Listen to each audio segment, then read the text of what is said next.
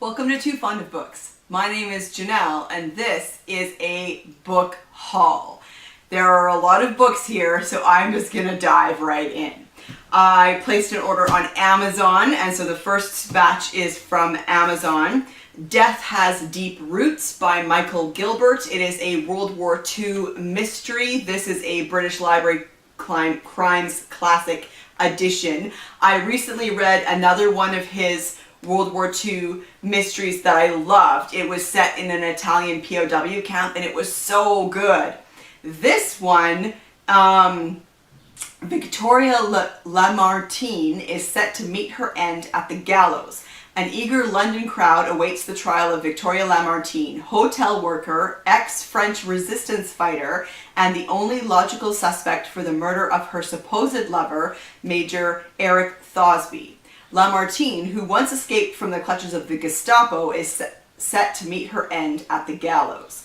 One final opportunity remains. The defendant calls on solicitor Knapp Rumbold to replace the defense counsel and grants an 8-day reprieve from the proceedings. Without any time to spare, Rumbold boards a ferry across the channel, tracing the roots of the brutal murder back into the war-torn past, expertly combining authentic courtroom drama at the Old Bailey with a perilous quest for evidence across France. Death Has Deep Roots is an unorthodox marvel of the mystery genre. It sounds so good.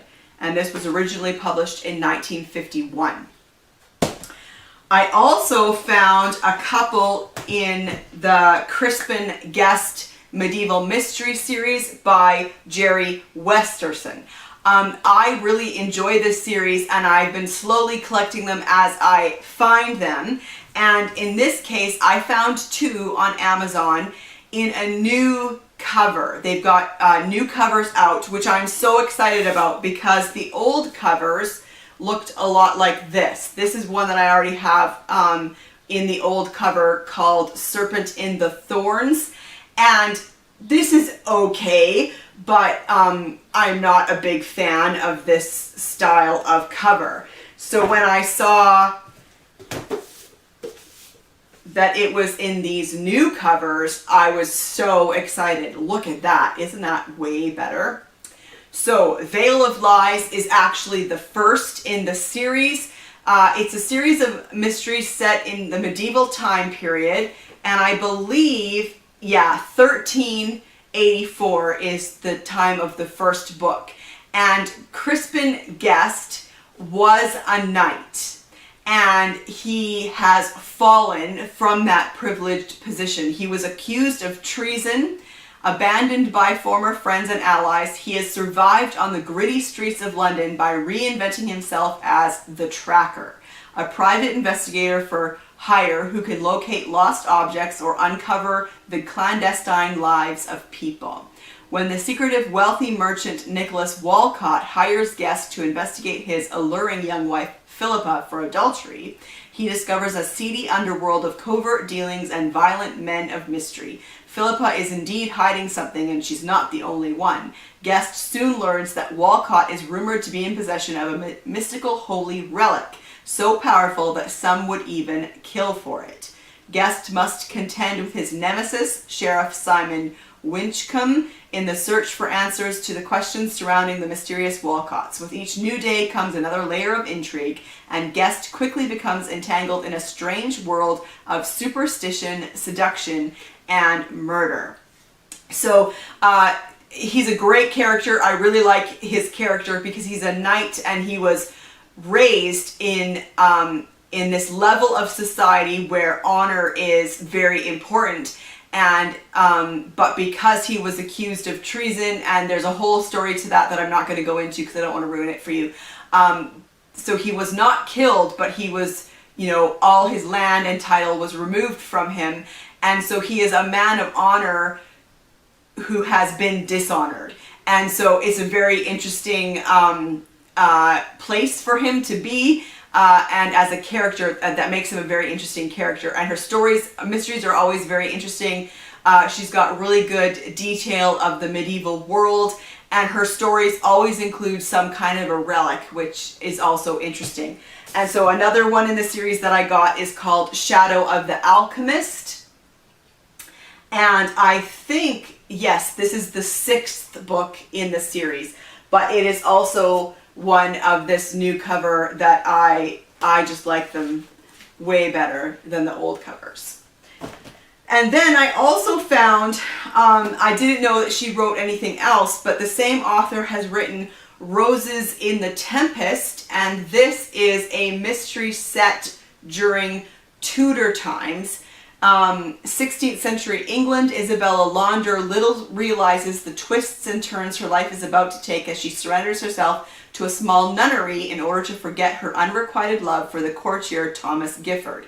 She must learn, along with her sisters in Christ, the true nature of faith and survival, withstanding passionate jealousies, intrigues, and the emerging threats to the church itself, as one by one the monasteries are dissolved. Inspired by the true lives of Isabella Launder and Thomas Gifford, and set amid the onrushing storm of Henry VIII's break with Rome, obsession opposes faith in this tale of a wealthy knight and the last prioress of Black Ladies Convent. So, sounds really good. Then I got 3 books. These were secondhand, and so I got them through Amazon, but from another company, and I didn't realize it necessarily at the time, but I've learned a little bit more about them now. These are all from Better World Books, and I have just discovered this website, and it is fantastic. It is a great website where you can get used books at decent prices, free shipping, and for every book you buy, they donate a book to someone in need around the world to encourage literacy, and I can totally approve that. I am all over that. And so these were kind of an accidental supporting of that website, but now I have gone directly to the website and created an account, and that's totally something that I can support, and I really approve of them. So if you've never heard of Better World Books, check it out. It's pretty great. And so I was so excited to find these are the first 3 in a series. I read this series a few years ago now, 4 or 5 years ago, maybe even 5 or 6. I got them from the library when we lived in Winnipeg, and I've never seen them again. They don't have them here, and in Regina we have access to the libraries in the entire province, and there's no access to them. And this is a historical mystery series that I loved, and so I was so excited to find them. This is The Birth of Blue Satan by Patricia Wynn. And this is a hardcover edition. I prefer the paperbacks, but this is what I could get.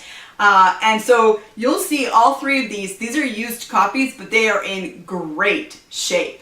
And this one is actually signed by the author. I think that it was probably a signing that she did at a bookshop. To Rachel, such a pleasure to meet someone who's read my books. Patricia Wynn. Patricia Wynn. And so this book was published in 2001. And it's funny, actually, that I'm telling you about this series after telling you about the Crispin Guest series, because there's something similar in both of these. And so maybe this is a trope that I like in historical mysteries. I'm going to have to think about that.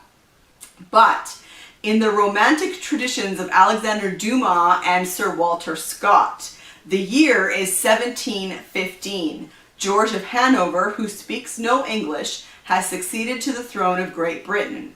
James Francis Stuart, exiled in France, prepares an invasion to reclaim his father's crown. The Whigs have convinced King George that the Tories are loyal to the Pretender. Returning from his 3-year grand tour, Gideon Viscount St. Mars comes home to find that his father, the once powerful Earl of Hawkhurst, has been banished from court. The Earl's bitterness threatens Gideon's hopes to marry the daughter of a Whig. Then violence strikes, and Gideon is falsely accused of murder. At a time when justice is determined by power, he discovers that his only recourse is disguise. Deception and greed wreak havoc on his fate. Danger and intrigue pave his path. His only solace is the friendship and help of a woman whose heart is as true and whose wits are as sharp as his own. With the highwayman Blue Satan, Patricia Wynn has created a masked hero to rival the Count of Monte Cristo, Zorro, and the Scarlet Pimpernel. Together with his true-hearted friend Hester Keene, he moves from the palaces of earls to the dens of thieves, solving the mystery that alters their lives. Rich in detail and language in the early Georgian period, this story will transport readers back to an era unrivaled in elegance and romantic adventure. So, the Viscount himself, Gideon St. Mars, becomes the highwayman Blue Satan. And so this is such a great series, and I am so excited to have a copy of it for myself. The second in the series is called The Spider's Touch. And this is apparently the winner of the Benjamin Franklin Award. I don't know anything about that. And then the third in the series is called The Motive from the Deed. All right, and then I also got a few books from Book Depository. They had a big sale, and so I got The Warden by Anthony Trollope. This is a vintage classic, and I love this cover. Isn't that fantastic? I've recently read The Warden, but I really like Anthony Trollope, and so I am glad to have this in my collection because I plan to reread it. And then I also got The Christmas Egg by Mary Kelly. This is another in the British Library Crime Classics. I'm going to save this to read at Christmas time. And this is a seasonal mystery, originally published in 1958. So it's a little bit later than that golden age, but it sounded really good. London, 22nd December. Chief Inspector Brett Nightingale and Sergeant Beddoes have been called to a gloomy flat off Islington High Street. An elderly woman lies dead on the bed and her trunk has been looted. The woman is Princess Olga Karakin, an emigre from Civil War Russia, and her trunk is missing its glittering treasure. Out in the dizzying neon and festive chaos of the capital, a colorful cast of suspects abound. The downtrodden grandson, a plutocratic jeweler, Bolsheviks with unfinished business. Beddoes and Nightingale have their work cut out in this tightly paced, quirky, and highly enjoyable jewel of the mystery genre. So that sounded really good. And then I also found The Pocket Detective 2. This is also put out through the British Library Crime Classics, but these are puzzles, brain teasers, and conundrums. And so there's just a whole variety of different types of puzzles in here for you to solve. Some of them are crosswords. Some of them are, guess the book from the cover, spot the difference. But they are all related to Golden Age crime fiction, and so I am super excited about this little puzzle collection. And then I bought a book at the grocery store. I never do that, but I was at Superstore and I saw this. It was just kind of in a display as I was walking past. It was 30% off. I've been hearing so much about it, and so I picked up the Jane Austen Society by Natalie Jenner. This is a book set in Chawton, just after World War II. An unusual but like-minded group of people band together to attempt something remarkable. And so yeah, I am super excited to read this. I quite possibly will read it for Jane Austen July, because why not, right? And then I got from a little free library, The King's Speech, How One Man Saved the British Monarchy by Mark Logue and Peter Conradi. I've seen the movie and I loved it, and so I grabbed this. I'm curious to read the story for myself, and it's got some interesting pictures. So I'm going to read this and then I'm going to pass it along to my mom. So yeah, I love little free libraries. And then I did some damage at some thrift stores. So the Salvation Army thrift store finally opened back up, and then I also went back to the Log House thrift store, And both of them have great book sections with really reasonable prices, like super cheap, like $1, $2, $3 for books. It's so good. So let's just get into these. I found Elizabeth Elgin, 2 novels in 1 volume, The House in Abercromby Square and Mistress of Luke's Folly. I've never heard of this author, but the books sounded really interesting. They were originally published in 76 and 81, and they are books set during 19th century Britain. So that sounded really good. And I also found another in P.C. Doherty's series. He did a series of mysteries connected to the Canterbury Tales.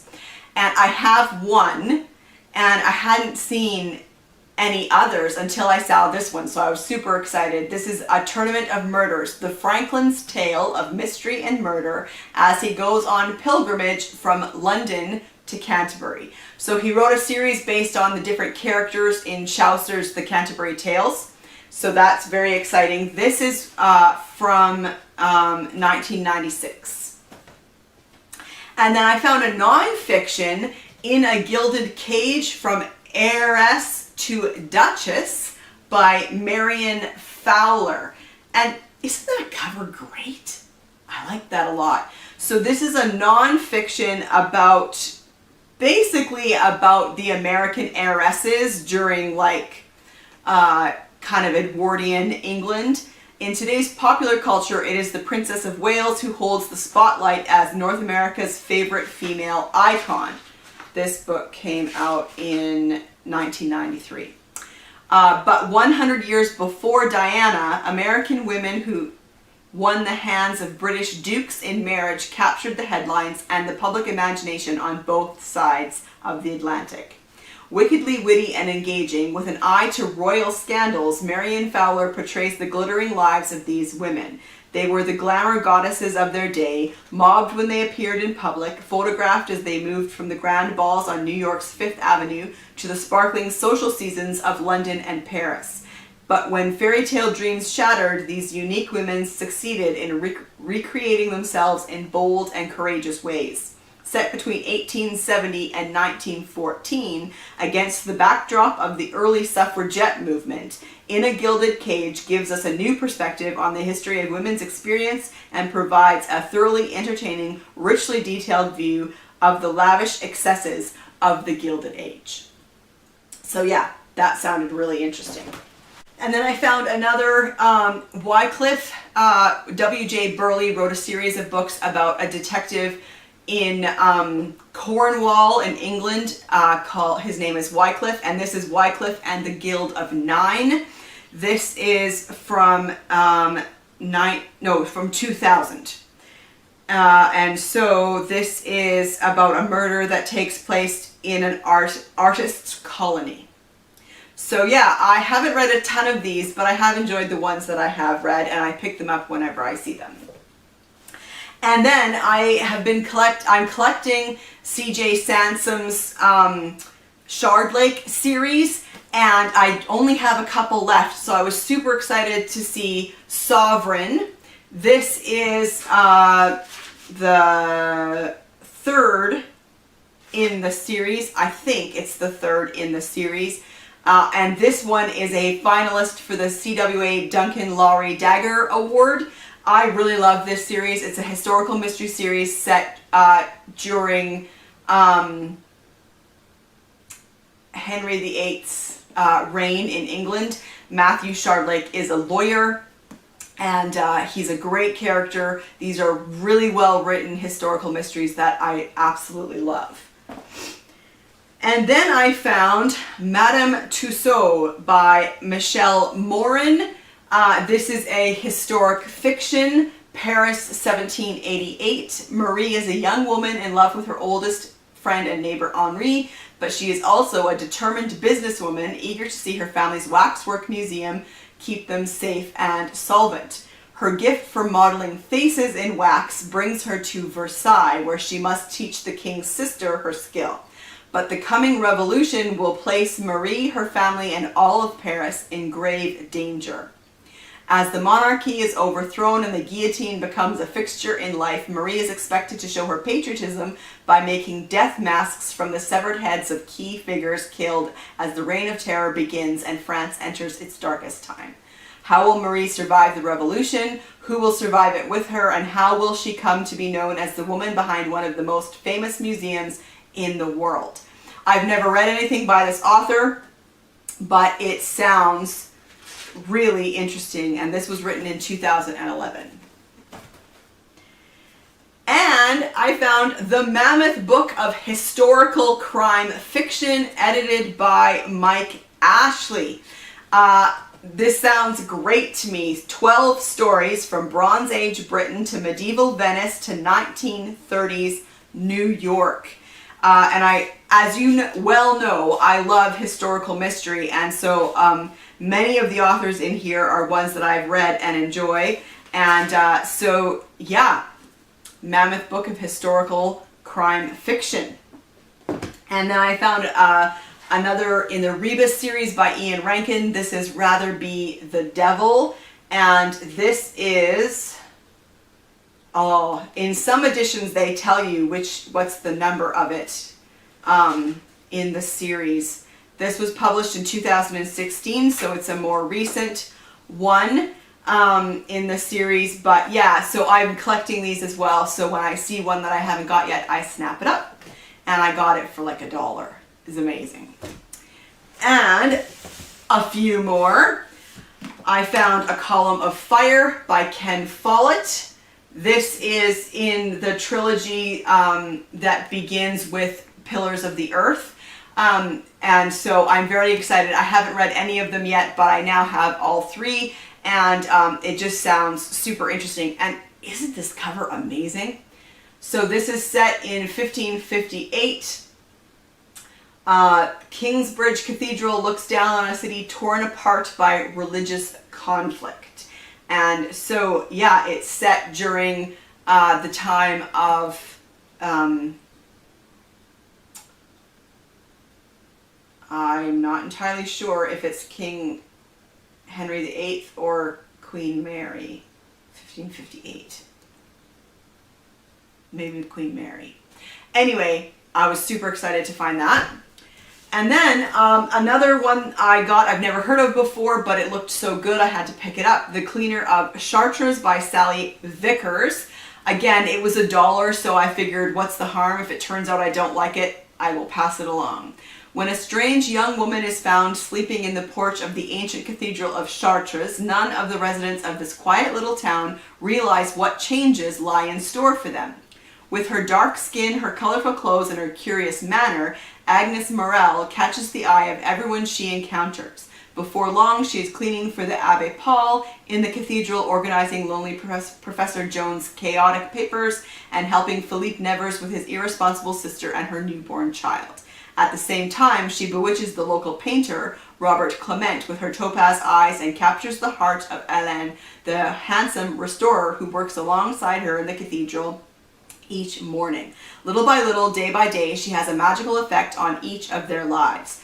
But the mystery of Agnes's origins leads the jealous Madame Beck and her gossiping companion, Madame Picot, to all sorts of schemes and speculations. As the rumors grow stronger, Agnes is eventually forced to come to terms with her own traumatic past.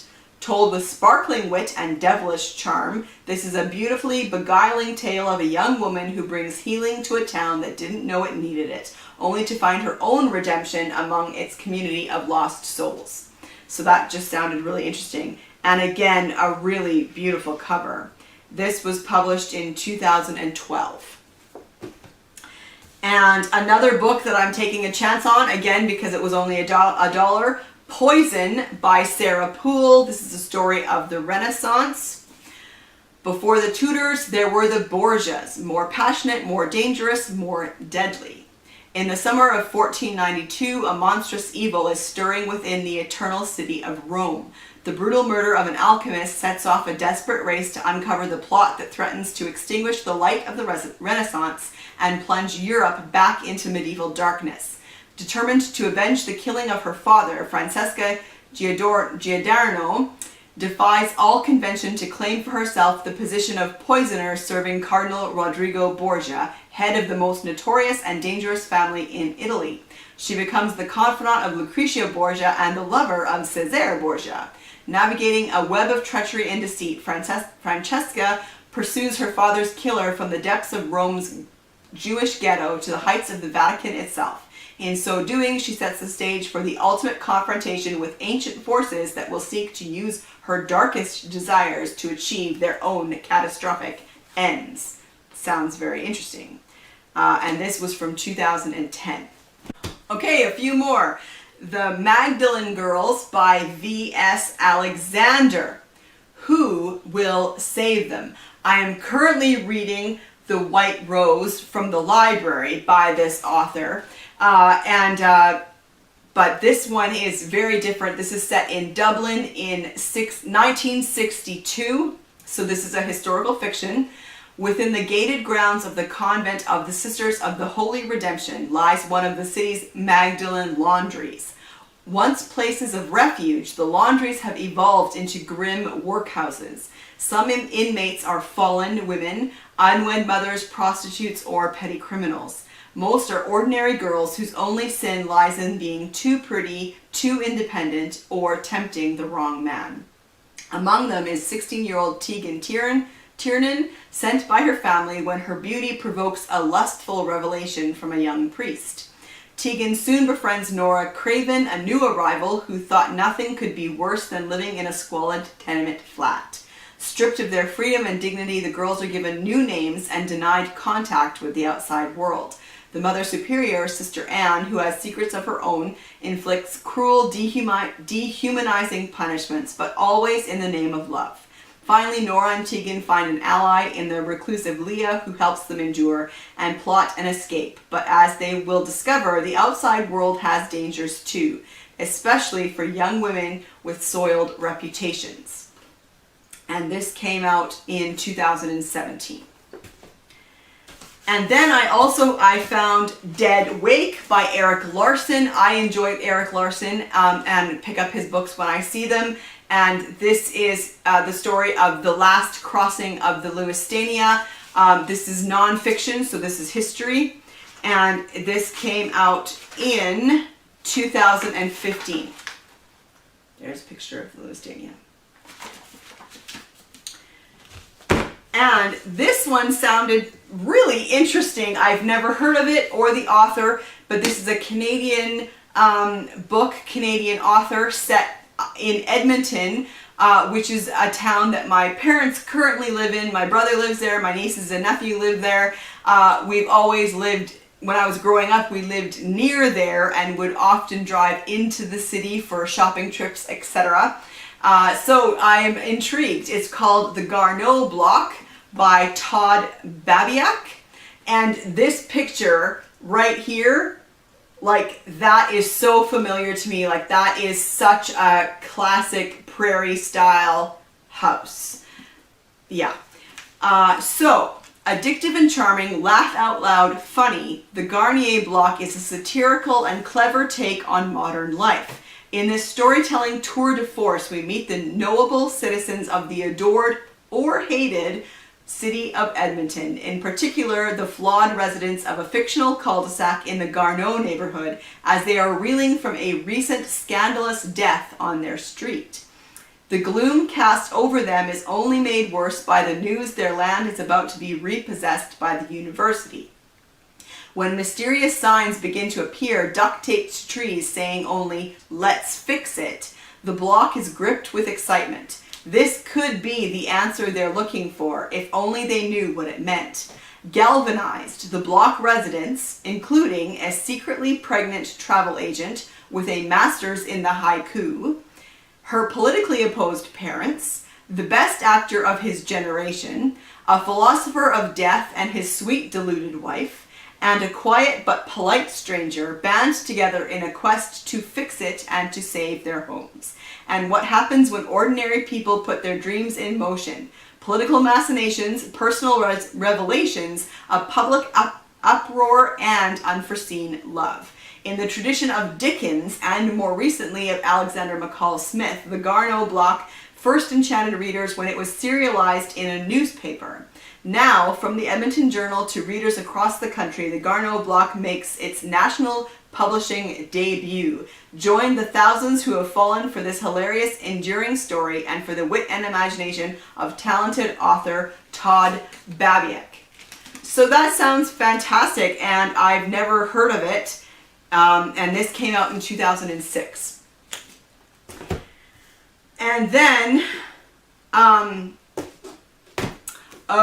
this got mixed up. This is from another little free library. This True Crime Murder Stories by Frank Jones. And Frank Jones is a Canadian writer, and so these are just a series of true crime cases. And so yeah, I picked that up because it sounded interesting. And another one that I've never heard of, but I gave it a go because it was $2. This is Keith Ablow's Murder Suicide. Now, Keith Ablow himself apparently is a forensic psychiatrist, and in his book, his main character is a forensic psychiatrist. It is set in, I think, New York, but I could be getting that totally wrong.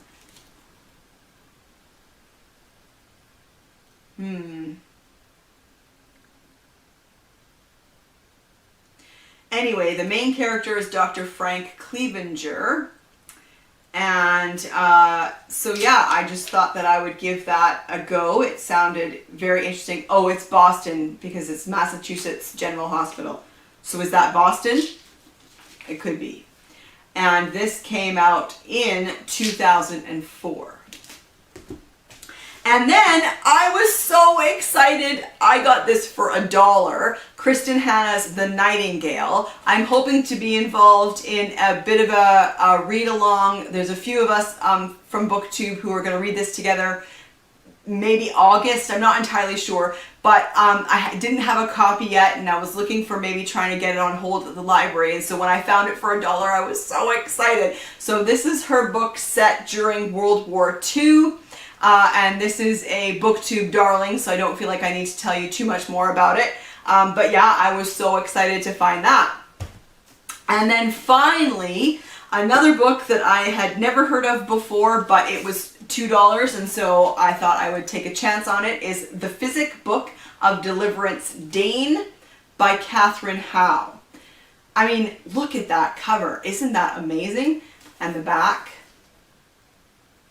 So good. So, a spellbinding, beautifully written novel that moves between contemporary times and one of the most fascinating and disturbing periods in American history, the Salem witch trials. That's a time period in American history that I find super fascinating. So, Harvard graduate student Connie Goodwin needs to spend her summer doing research for her doctoral dissertation. But when her mother asks her to handle the sale of Connie's grandmother's abandoned home near Salem, she can't refuse. As she is drawn deeper into the mysteries of the family house, Connie discovers an ancient key within a 17th century Bible.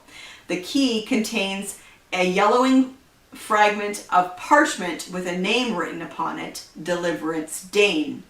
This discovery launches Connie on a quest to find out who this woman was and to unearth a rare artifact of singular power. A physic book, its pages a secret repository for lost knowledge. As the pieces of Deliverance's harrowing story begin to fall into place, Connie is haunted by visions of the long ago witch trials, as she begins to fear that she is more tied to Salem's dark past than she could ever have imagined. Written with astonishing conviction and grace, the Physic Book of Deliverance Dane travels seamlessly between the witch trials of the 1690s and a modern woman's story of mystery, intrigue, and revelation. So yeah, that sounded pretty good. And this was published in 2009. So that is my most recent massive book haul. Have you read any of these books? I'd love to hear your thoughts in the comment section down below. Do any of these books intrigue you? I'd like to chat about that as well. And I will see you for another video soon. Bye.